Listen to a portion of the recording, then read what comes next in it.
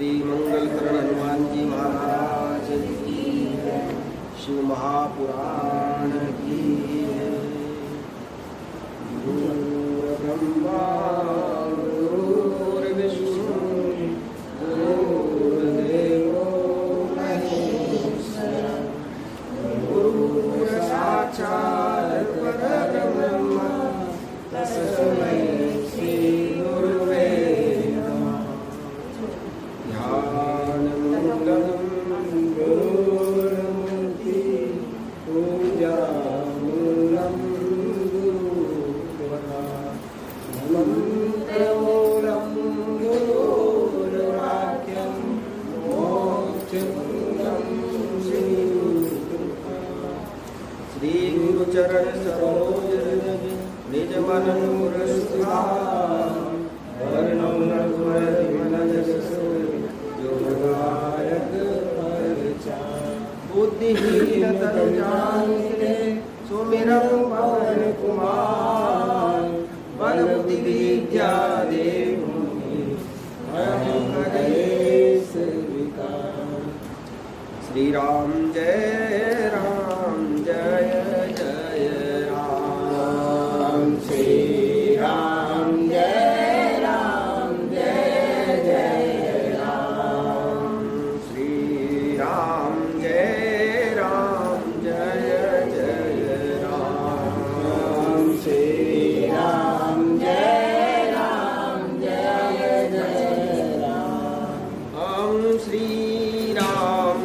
जय राम। श्री राम जय जय राम। श्री राम जय जय राम। श्री राम जय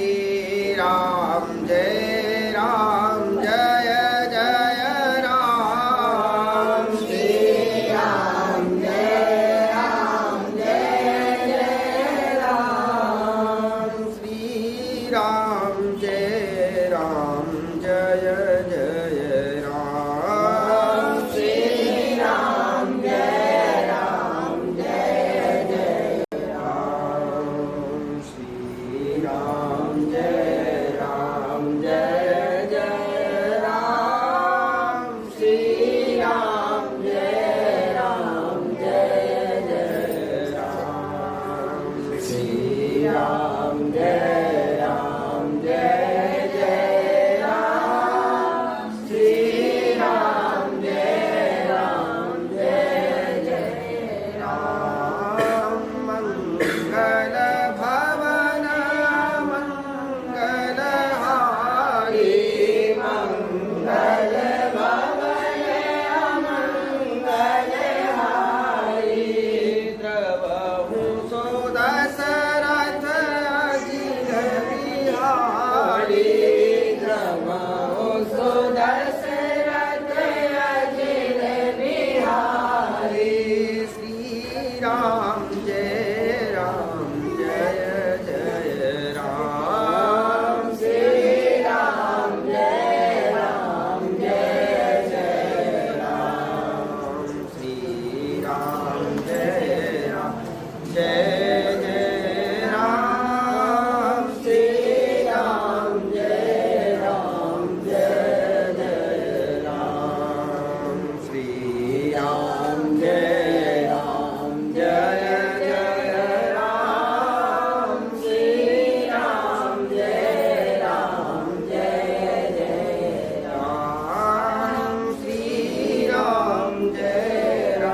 जय जय राम। श्री राम जय राम। बोलिए सियावर रामचंद्र भगवान की।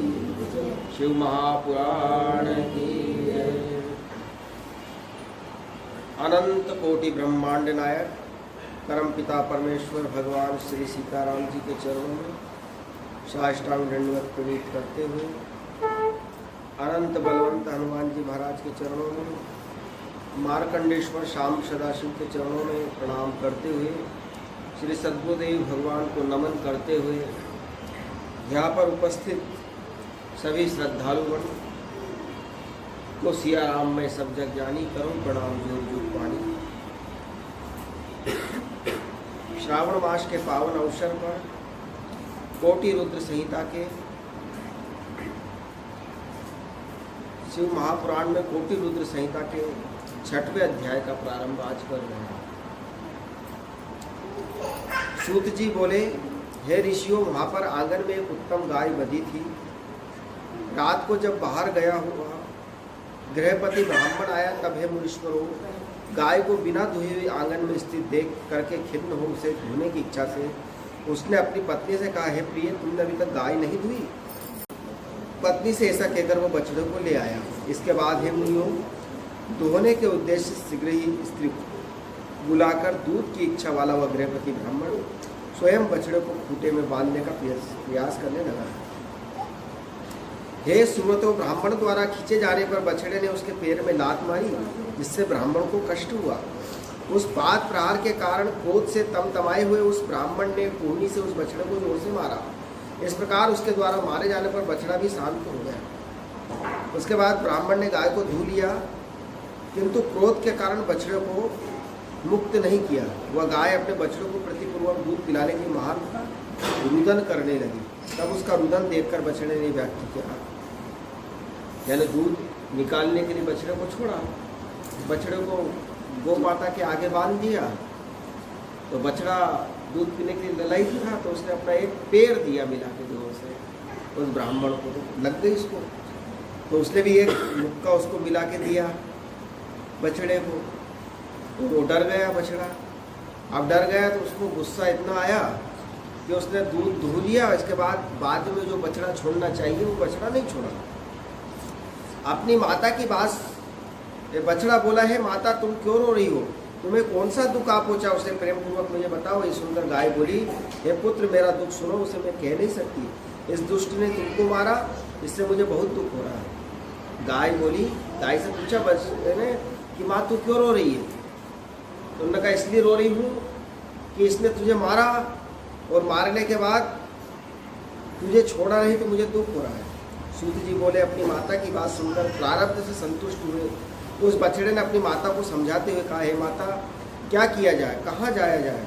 क्योंकि हम सभी कर्म के बंधन में बंधे हुए, इसलिए पूर्व में जैसा कर्म किया वही इस समय भोगना पड़ रहा है। प्राणी हंसते हुए तो कर्म करता है, रोते हुए उसका फल भोगता है। कोई भी व्यक्ति जो भी बुरा काम करेगा, बड़े हंसते हुए करेगा। जैसे चोरी करने गया और चोरी करके आ गया तो बहुत हंसेगा, तो मैंने उसको पागल बना दिया, ये कर दिया, वो कर दिया। पर उसका प्रारब्ध उसको नहीं पता कि इसका भोगना क्या है, भोग क्या है, और उस पर रोना पड़ता है। कोई किसी को ना सुख देने वाला, ना किसी को कोई दुख देता है। हम कहते हैं कि इसने हमको दुख दिया, इसने हमको सुख दिया। हमको कोई दुख नहीं दे रहा है। हकीकत है कि हमारा कर्म जो हमने बोया है वही उनके शरीर पे बैठ जाता है और उनसे वो काम करवा देता है। इसी बात को लक्ष्मण जी महाराज निषाद से कहते हैं कि निज कृत कर्म भोग सब भ्राता, और काहू न को सुख दुख कर दाता। सब अपने अपने कर्म का ही भोग भोग रहे हैं। हम लोग कहते हैं कि नहीं नहीं, ये फलाने ने दुख दिया, पड़ोसी ने दुख दिया, इस रिश्तेदार ने दुख दिया, इसने दुख दिया, उसने दुख दिया। किसी ने किसी को दुख नहीं दिया। उसका कर्म है, जैसा उसने बोया है वही दुख के रूप में उस व्यक्ति के शरीर पर बैठता है और वैसा उससे करवा देता है। इसलिए हमको किसी को दोष नहीं देना चाहिए। कोई दूसरा सुख और दुख देने वाला, ये तो दुर्बुद्धि मानी गई है। मैं ही करता हूँ, ये मिथ्या ज्ञान कहा जाता है। प्राणी को अपने कर्मों से दुख होता है, उसी कर्म से सुख होता है। इसलिए कर्म की पूजा होती है और सब कुछ कर्म में ही स्थित है। इसलिए तो कहा है कि कर्म प्रधान विश्व करी राखा, जो जैसे करई सो तस फल चाखा। हे माता, तुम, मैं और ये जीव आदि जो भी है सब कर्म से बंधे हुए हैं। इसलिए तुम किसी प्रकार का दुख मत मनाओ। सूत जी बोले, इस प्रकार अपने पुत्र के ज्ञानपूर्ण वचन को सुनकर पुत्र शोक से युक्त एवं दुखित उस गाय ने ये कहा। गाय बोली, हे वत्स, मैं सब जानती हूँ, सभी प्राणी कर्म के अधीन है, किंतु मोह से ग्रस्त होने के कारण बारंबार दुख प्राप्त कर रही हूँ। मैंने तुम्हारी ममतावश बहुत रुदन भी किया, किंतु तब भी दुख शांत नहीं हो रहा। ये सब बात सुनकर बछड़े ने माता से कहा। गाय बोली कि बेटा मैं सब जानती हूँ कि हम सब अपने कर्म से बंधे हुए, पर तेरे से ममता है, और वो ममता ही दुख का कारण है। मोह सकल व्याधिन कर मूला, और जहिते पुनि उपजहि बहु। ये जो ममता है ना, एक दूसरे से लगी हुई है, ये मेरा ये मेरा ये मेरा। दो चीज हमको बांधती है, अहमता और ममता। अहमता मतलब ये मेरा, और ममता मतलब ये जो दूसरों को देखता है, ये भी मेरा है। यानी ममता दूसरों के प्रति होती है और अहमता स्वयं के प्रति होती है। तो गाय बोली ये सब जानती हूँ बेटा, पर बछड़ा बोला यदि तुम ऐसा जानती हो तो फिर रोना कैसा? कुछ भी करके उसका भोग करना ही पड़ता। अच्छा, तुम्हें रोना नहीं चाहिए। सूत जी बोले पुत्र की यह बात सुनकर उसकी माता बहुत दुखित हुई। इसके बाद लंबी सांस लेकर गाय ने बछड़े से ये कहा, हे पुत्र, मेरा दुख तो तभी दूर होगा जब जैसा ये दुख इस ब्राह्मण को भी होगा। आदमी को ये भी रहता है, इसने मुझे दुख दिया है तो इसको जब तक दुख नहीं होगा, जब तक मुझे शांति नहीं मिलेगी। मैंने देखा ऐसा लोग, चाहे आप समझा लो, कह दो भैया ऐसा नहीं है, अरे नहीं, उसको दुख होगा जब मेरी खोपड़ी शांत तो होगी। इसके भाग में जब तक दुख नहीं मिलेगा, और मेरे से दुगना मिलना चाहिए। अच्छा समझ लो, जब ऐसा भाव है तो अभी समझो कि बहुत कलुषित हो रहे हैं, बहुत काली में पुती हुई है हमारे हृदय में। और ऐसा मैं बहुत प्रत्यक्ष लोगों को देखा है मैंने, इस प्रकार की भावनाओं को। कुछ लोग कहते नहीं है, कुछ लोग कह देते हैं। इनमें भी दो प्रकार के लोग, कुछ मन में रखते कि नहीं होना तो चाहिए पूरा पर अधिकतर इस समय तो सब इसी प्रकार की हृदय को लेके बैठे हैं सब लोग। तो बछड़ा बोला, हे माता, हे पुत्र, मैं प्रातःकाल इसे अवश्य दोनों सिंगों से मारूंगी, तब घायल होने पर इसके प्राण अवश्य छूट जाएंगे, इसमें संशय नहीं है। गाय बोली, मैं ही मारूंगी बेटा इसको, इसने तुझे मारा है ना, मैं इसको मारूंगी। बछड़ा बोला, हे माता, तुमने पूर्व जन्म में जो कर्म किया उसका फल तो बंधी रही हो खूंटे पे। जो पूर्व में कर्म किया उसके कारण तो बंधी हो खूंटे पे, और अब इस ब्रह्म हत्या और ब्राह्मण को मार के ब्रह्म हत्या का फल क्यों ले रही हो? हे माता, पुण्य और पाप के समान होने पर भारत में जन्म प्राप्त होता है, और भोग के द्वारा उन दोनों के नष्ट होने पर मुक्ति प्राप्त होती है। कभी कभी कर्म के द्वारा कर्म का नाश होता है, और कभी वह कर्म भोग का भी कारण बनता है। इसलिए तुम पुनः इस प्रकार कर्म करने के लिए तत्पर मत हो।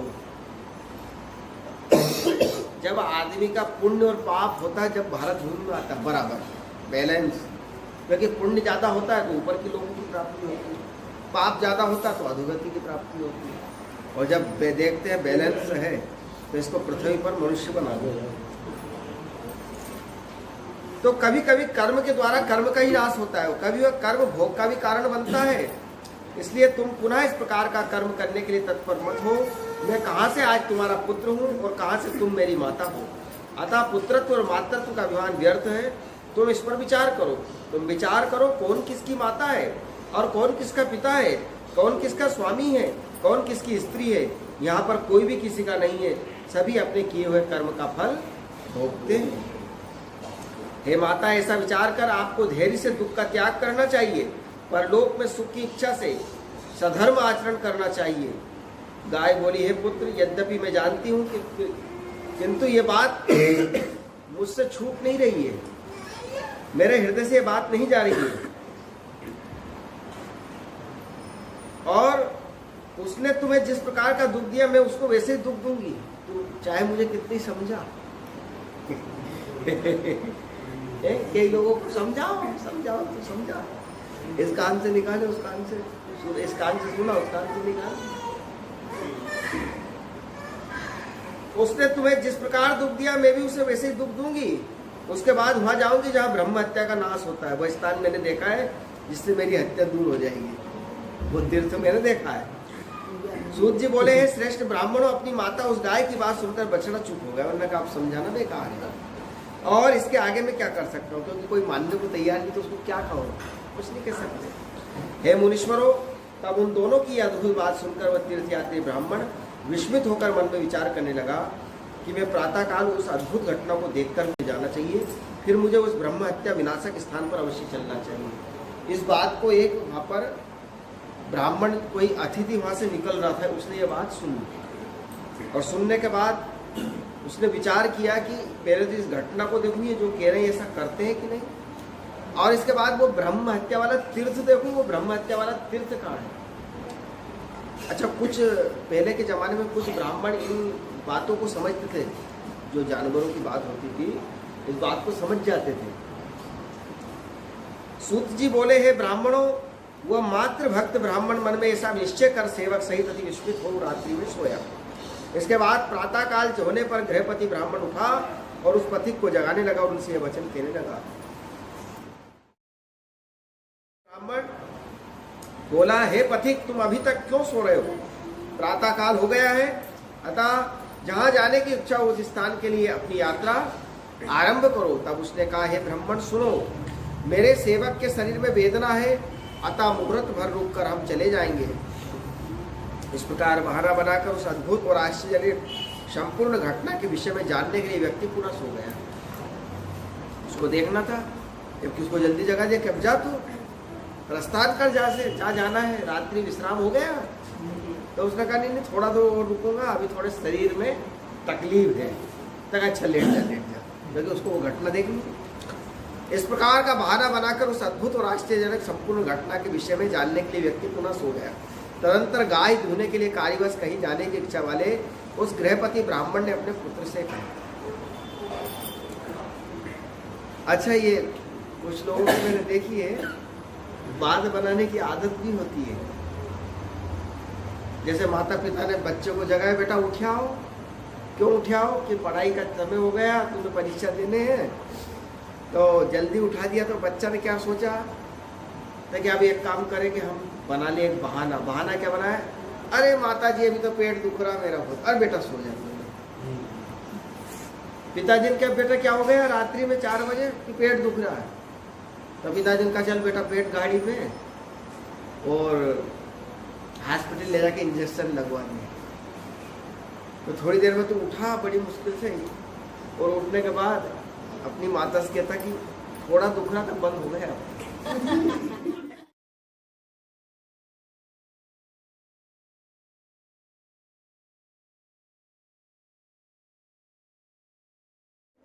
ऐसा वाकया देखा है।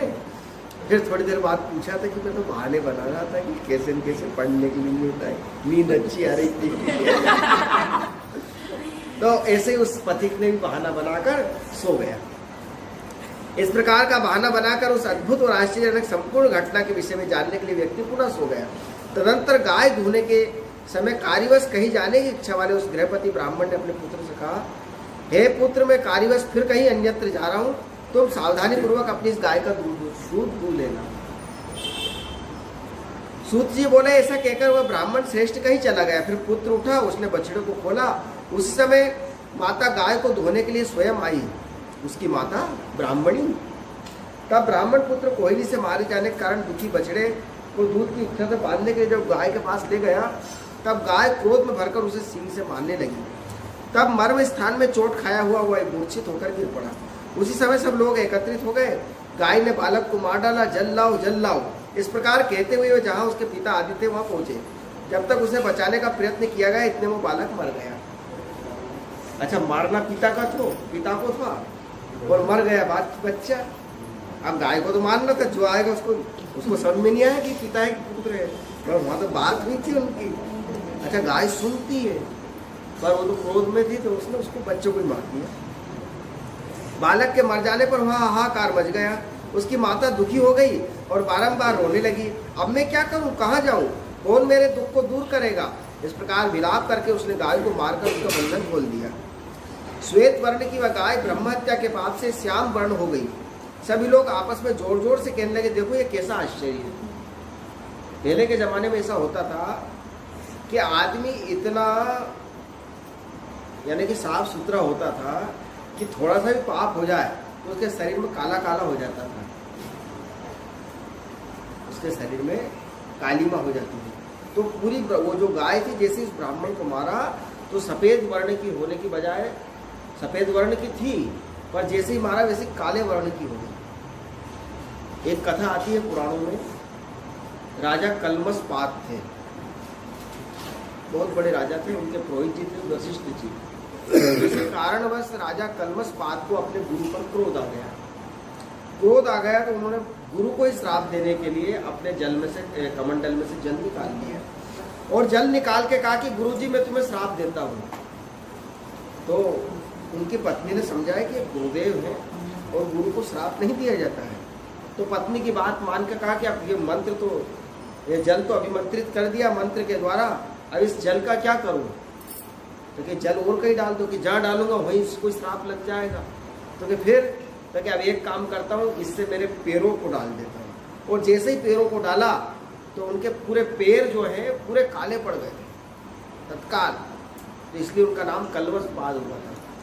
तो पहले ऐसी शक्तियाँ थी कि अगर कोई पाप करता था तो तत्काल काला हो जाता था, गोरे की जगह तत्काल काला हो जाता था। अब आगे पीछे सब व्यक्ति एक जैसे ही हैं, कुछ समझ नहीं पड़ते कौन अच्छा कौन बुरा, क्योंकि सब में सब अलग प्रकार के हो गए वर्तमान युग को देखते हुए। अब तब यात्री ब्राह्मण वह आश्चर्य देखकर चल दिया। जहाँ वह गाय गई वहाँ उसी के पीछे वह ब्राह्मण भी गया। वह गाय अपनी पूंछ ऊपर उठाए शीघ्र ही नर्मदा नदी की ओर आकर इन नंदिकेश्वर के निकट नर्मदा नदी के जल में 3 बार अवगाहन करके पुनः श्वेत वर्ण की हो गई। फिर वह जैसे आई थी वैसी वहीं चली गई।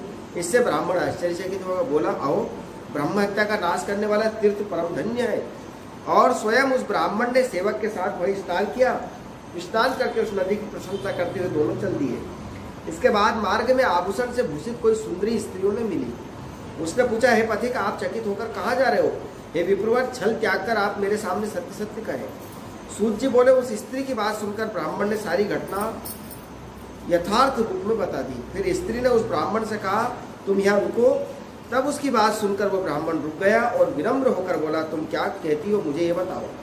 तब वह पुनः बोली, तुमने जिस स्थल को अभी देखा है वही अपनी माता की अस्थियों को विसर्जित कर दो, अन्यत्र कहाँ क्यों जाते हो?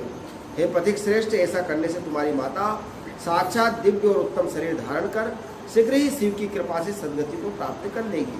हे ब्राह्मण श्रेष्ठ, वैशाख मास में शुक्ल पक्ष की सप्तमी के शुभ अवसर पर यहाँ सर्वदा गंगा जी आती हैं और आज ही वह सप्तमी तिथि है। वह गंगा मैं ही हूँ, मैं भी वहीं जा रही हूँ। हे मुनीश्वर, यह कहकर स्त्री रूपधारी व गंगा जी अंतर्धान हो गई। आप लोगों ने सुना होगा कि नर्मदा जी में गंगा जी भी स्नान करने आती है, वो यही कथा है शिव पुराण की।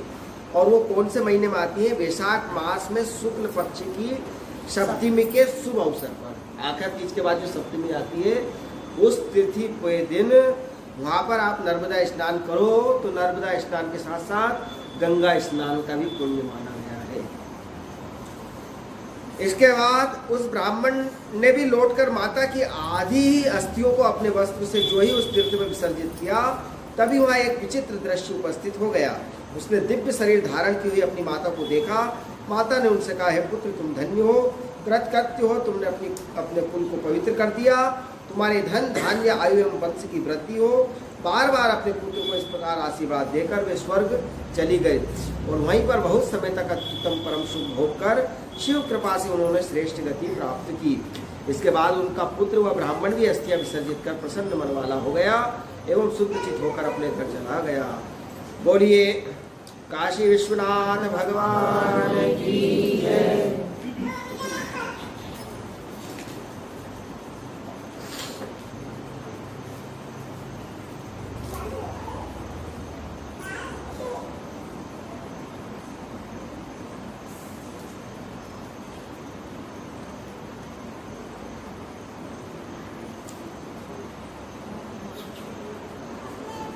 ये नर्मदा जी की कल आप लोगों ने सुनी होगी, उसके आगे का भाग है।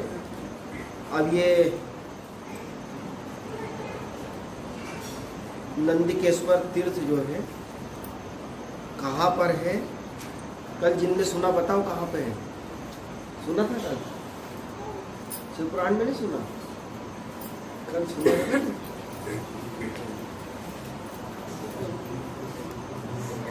अब इसमें नीलकंठ नामक तीर्थ बताया, तो नीलकंठ तो हमारे नरसुल्लागंज में ही है? पर इसमें बताया कालंजर पर्वत पर है, बताया पर्वत कहाँ हुए थे? अब वो आजकल क्या है, नाम बदल गए सब चीज़ों के, अच्छा है ना। ये सब खोजबीन की चीज़ें हैं वर्तमान समय में।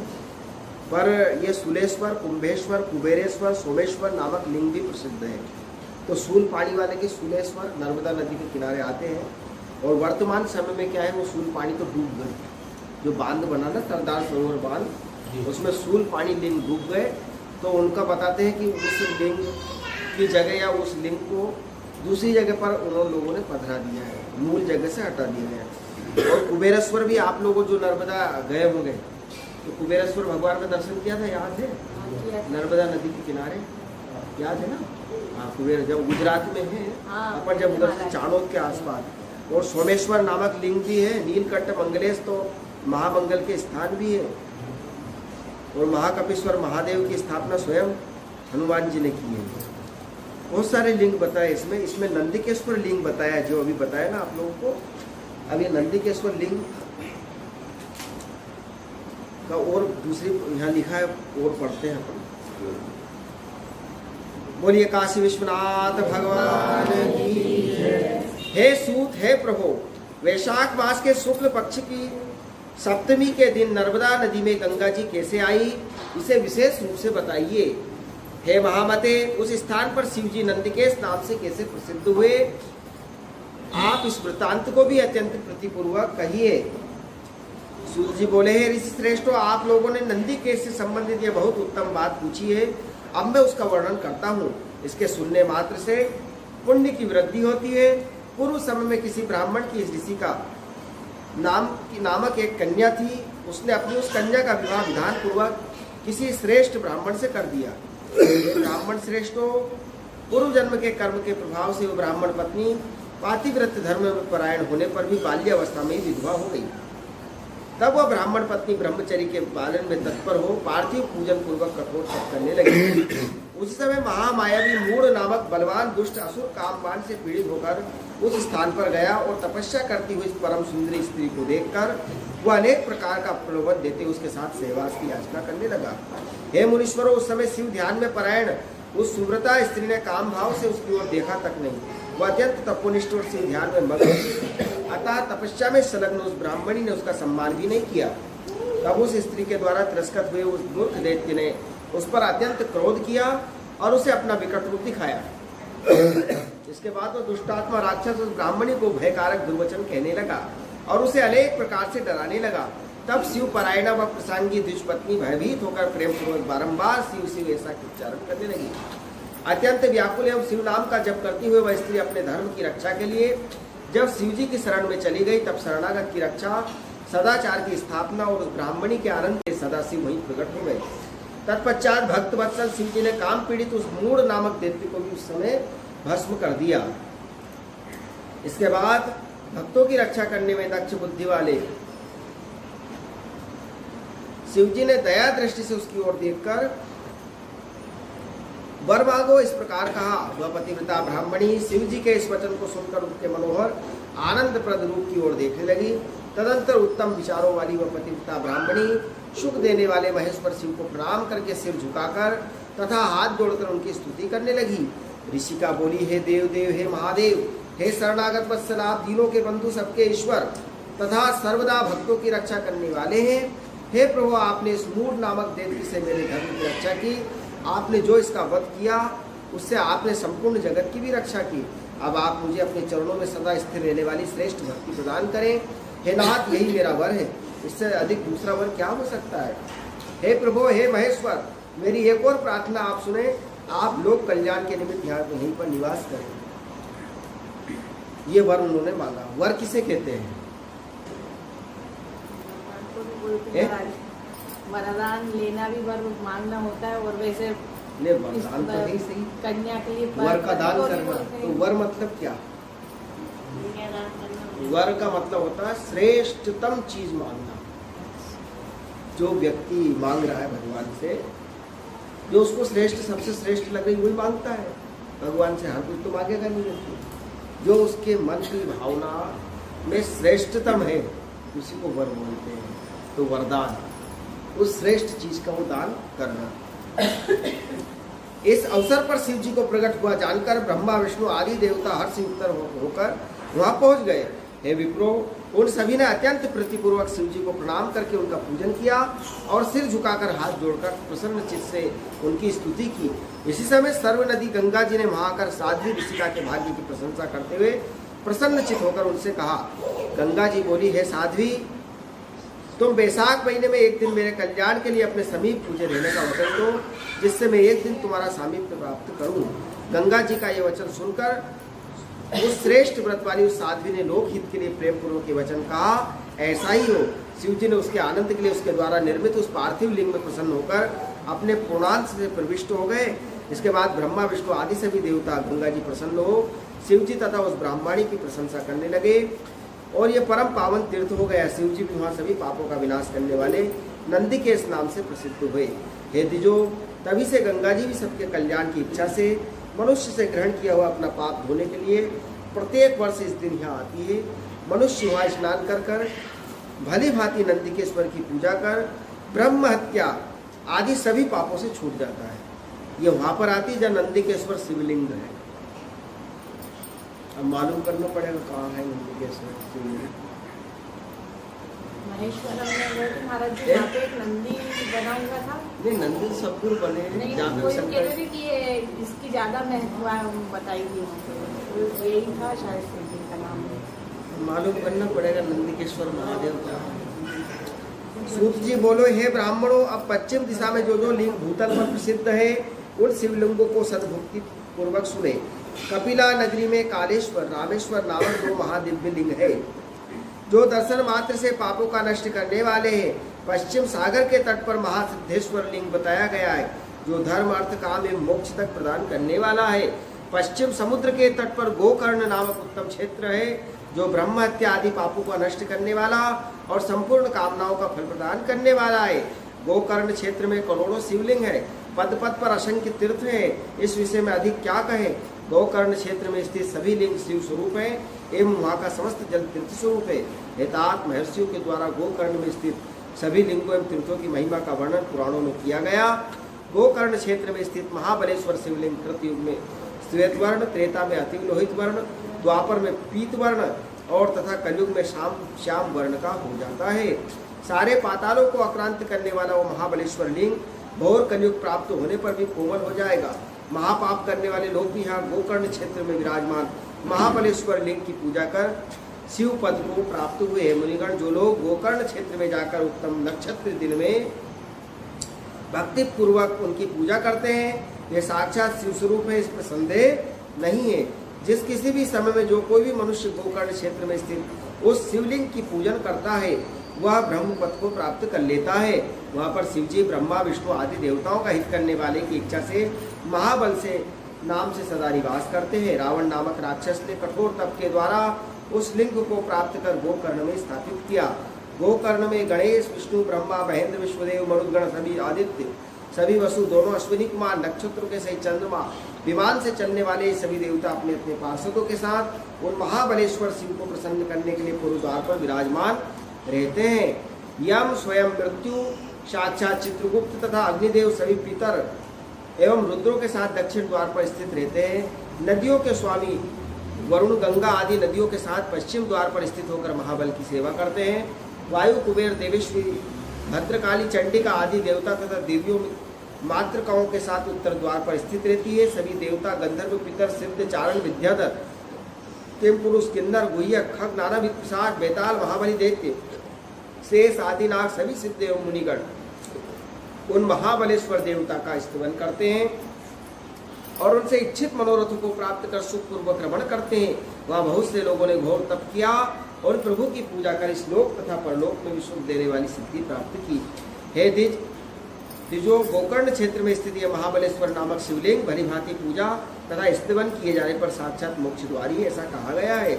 माघ मास में कृष्ण पक्ष की चतुर्दशी के दिन महाबलेश्वर का पूजन विशेष रूप से मुक्ति प्रदान करता है और इस दिन तो पूजा करने पर पापियों का समुद्धार हो जाता है।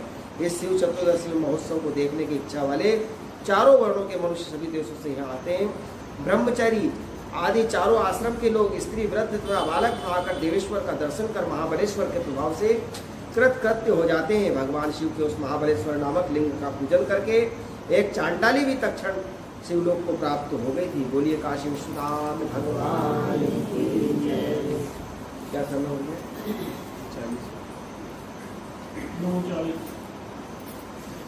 ऋषिगण बोले, हे सूत जी, हे महाभाग, आप परम सेव्य अतः आप धन्य है। हे विभो, वह चांडाली कौन है, उसकी कथा कहिए। सूत जी बोले, हे ब्राह्मणों, सुनने वालों की भक्ति को बढ़ाने वाली शिव के प्रभाव से मिश्रित इस अत्यंत अद्भुत कथा को आप लोग भक्ति पूर्वक सुने। वह चांडाली पूर्व जन्म में सभी लक्षणों से समन्वित तथा चंद्रमा के समान मुख वाली सोमनी नामक ब्राह्मण कन्या थी। हे द्विजो, सोमनी के युवती हो जाने पर उसके पिता किसी ब्राह्मण पुत्र से विधि पूर्वक उसका विवाह संपन्न कर दिया। हे ब्राह्मण श्रेष्ठो, तदंतर नवीन यौवन वाली वह उत्तम व्रत वाली सोमनी पति को प्राप्त करके उसके साथ सुखपूर्वक रहने लगी। हे द्विजो, कुछ काल बीतने के पश्चात उप सोमनी का नवयुवक ब्राह्मण पति रोगग्रस्त हो गया और काल योग से मृत्यु को प्राप्त हो गया।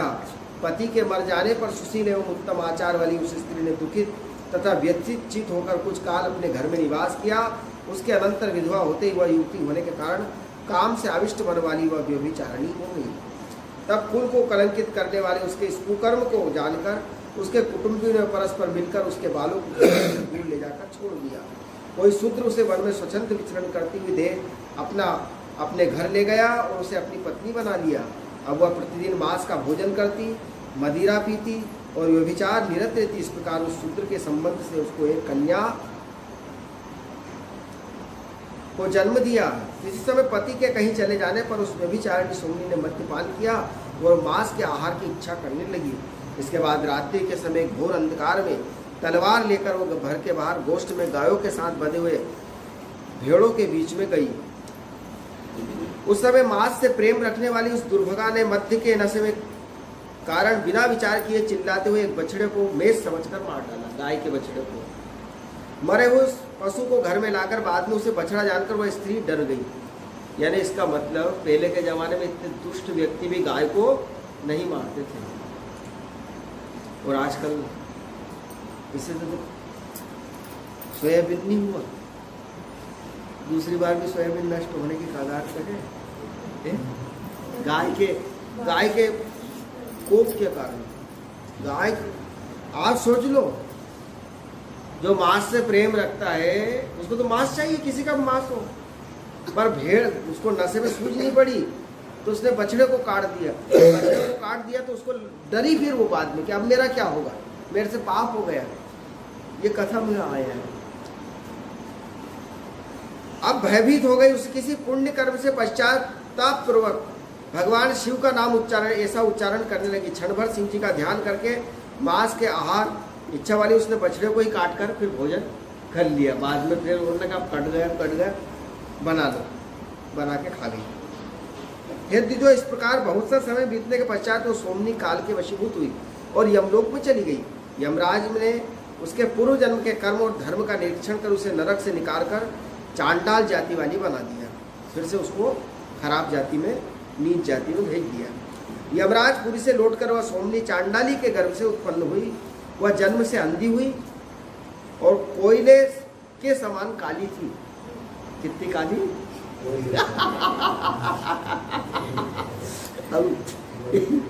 यानी कि ये सब चीज क्या है, हमारे कर्म से मिलती है वो सब चीजें। और माता पिता बचपन में मर गए, यार उसके पाप जो थे उसके कारण माता पिता बचपन में मर गए। और महाकुष्ठ रोग से ग्रसित उस दुष्टा ने से किसी ने विवाह ही नहीं किया। अब ऐसी स्त्री को कौन ब्याह करेगा भाई? जन्म से अंधी, उसको कोई ब्याह करेगा क्या? तो किसी ने उससे ब्याह नहीं किया। उसके बाद वह अंधी चांडाली भूख से पीड़ित एवं दीन हो लाठी हाथ में लेकर जहां तहां घूमती, डंडा टेक के, और चांडालों के झूठे अन्न से अपने पेट की ज्वाला शांत करती। इस प्रकार महान कष्ट से अपनी अवस्था का बहुत भाग बिता लेने के पश्चात वृद्धावस्था से ग्रस्त शरीर वाली वह घोर दुख पाने लगी। किसी समय उस चांडाली को ज्ञात हुआ आगे आने वाली शिव तिथि में बड़े बड़े लोग उस गोकर्ण क्षेत्र की ओर जा रहे हैं। कोई उस गांव वालों ने कह दिया हो कि हम वहाँ जाएंगे, उसने सुन लिया। वह चांडाली भी वस्त्र एवं भोजन के लोभ से महाजनों से मांगने के लिए धीरे धीरे गोकर्ण की ओर चल पड़ी। अच्छा, तीर्थ में जाओ तो क्या कि भोजन भंडारे तो होते ही रहते हैं वहाँ, तो ना कम से कम भोजन भंडारा हो जाएगा, भीख भी दे ही देगा कोई न कोई। आप देखो तीर्थ में जाके देखो तो ऐसे ऐसे भिखारी मिलेंगे कि किसी का हाथ ऐसा हो गया, किसी का टेढ़ा हो गया, किसी का जल गया, किसी को पूरा शरीर में देखो तो पी पड़ जाए, कि देख के अपना मन खराब हो जाए। ऐसे बहुत सारे लोग मांगते फिरते रहते हैं। तो उसको किसी ने कह दिया वहाँ मिलेगा, तो उसने कहा चलो वहीं चले। तो वहाँ जाकर वह हाथ फैलाकर दीन वचन बोलती और महाजानों से प्रार्थना करती इधर उधर घूमने लगी। इस प्रकार याचना करती हुई चांडाली की फैली हुई अंजलि में एक पुण्यात्मा यात्री ने बेल की मंजरी डाल दी। बार बार विचार करके वह खाने योग्य नहीं है ऐसा समझकर भूख से व्याकुल हो उसने अंजलि में पड़ी हुई उस मंजरी को दूर फेंक दिया। बिलपत्र जो होती है ना, उसका फूल उसके हाथ में डाल दिया किसी ने, कहीं वो बस डाल दिया, कहीं कोई बिलपत्री होगी मांग रही थी निकल ले, वो डाल दिया। ऐसा समझकर भूख से व्याकुल उसने अंजलि में पड़ी हुई उस मंजरी को दूर फेंक दिया। उसके हाथ से छूटी हुई बिल्व मंजरी शिवरात्रि में भाग्यवश किसी शिवलिंग के मस्तक पर जा गिरी।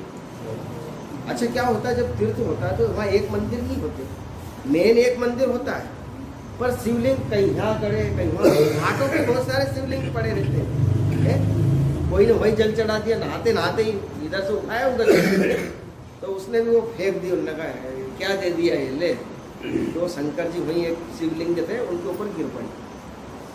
बार बार विचार करके खाने योग्य नहीं ऐसा कहकर उसने अंजलि फेंक दी। वो बिल्व मंजरी शिवरात्रि में भाग्यवश किसी शिवलिंग के मस्तक को, उस दिन शिवरात्रि थी संयोग।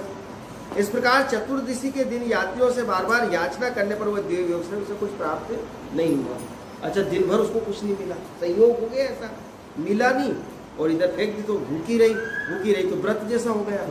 तब इस तरह अनजाने में उसका शिव चतुर्दशी का उत्तम व्रत हो गया, व्रत भी हो गया और पूजा भी हो गई और अत्यंत आनंददायक जागरण भी हो गया। जब भूख लगी थी और कुछ नहीं मिला तो नींद भी नहीं आई। ये संयोग हो गया, तो उसका जागरण भी हो गया। उसके पश्चात प्रभात होने पर वह स्त्री महान दुख से दुखी होकर धीरे धीरे अपने घर के लिए चढ़ पड़ी। इससे अच्छा मेरा घर ही अच्छा था। यहाँ से तो बहुत समय के उपवास से थक चुकी वह पग पग पर गिरती हुई उसी गोकर्ण क्षेत्र की भूमि पर चलते चलते प्राणहीन होकर गिरती।